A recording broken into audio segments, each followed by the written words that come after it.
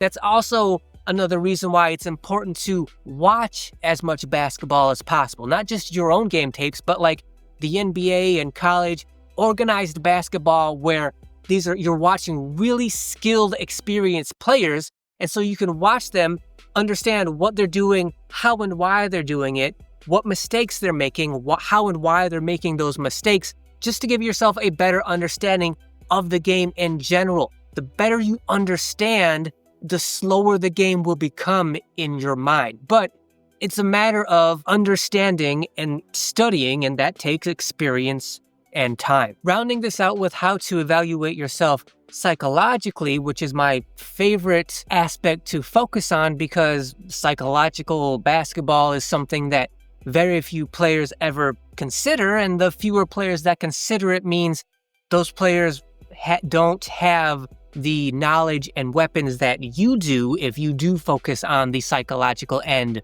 of basketball. And really, when we're talking about evaluating yourself psychologically, I think it really just comes down to, are you having fun and enjoying yourself, or are you frustrated? There are all kinds of roads we could go down psychologically as players trying to evaluate ourselves, but to me, the biggest overall bottom line aspect psychological evaluation is, are you having fun? Because that's the definition of recreational basketball. It's to have fun. Now, if you're talking about being an organized player and you have real goals of trying to get a scholarship to college or go professional, that's different. But we're talking about out here recreationally, it's all about having fun. That's the bottom line. Now, you could say this channel is supposed to be about trying to be the very best basketball player you can be, but why? Why are you trying to be that best version of yourself? Because being the best basketball player you possibly can be is fun. So, are you having fun out here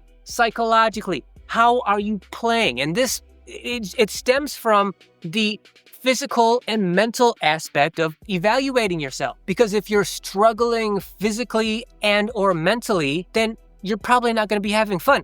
If physically and mentally you're just everything's easy and you're not struggling, then you're probably having fun psychologically. Or you could have some kind of combination, which like I had, which was physically, I didn't really struggle, but I also didn't play as well as I would have liked. I was pretty much, to my low standards physically, but mentally, I was really good. Physically, I could keep up when dealing with the ramifications of the mental strategy and the way they were trying to play my opponents against me. But for the most part, I understood what they were doing. The game was moving slowly.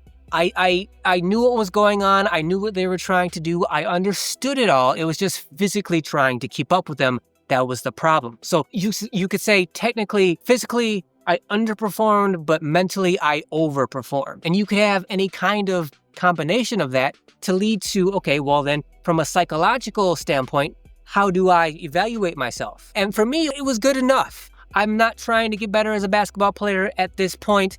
I expected them to play much better than I did, which they did, but my team won. And we played to 15. I scored like 5 points. My teammate scored like 10.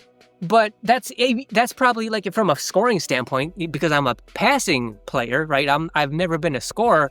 That's pretty good for me, even though I didn't play nearly as well as the other 3 guys out here. I still played well enough for my team to win and for me to walk away thinking, you know what? I could have played a lot worse,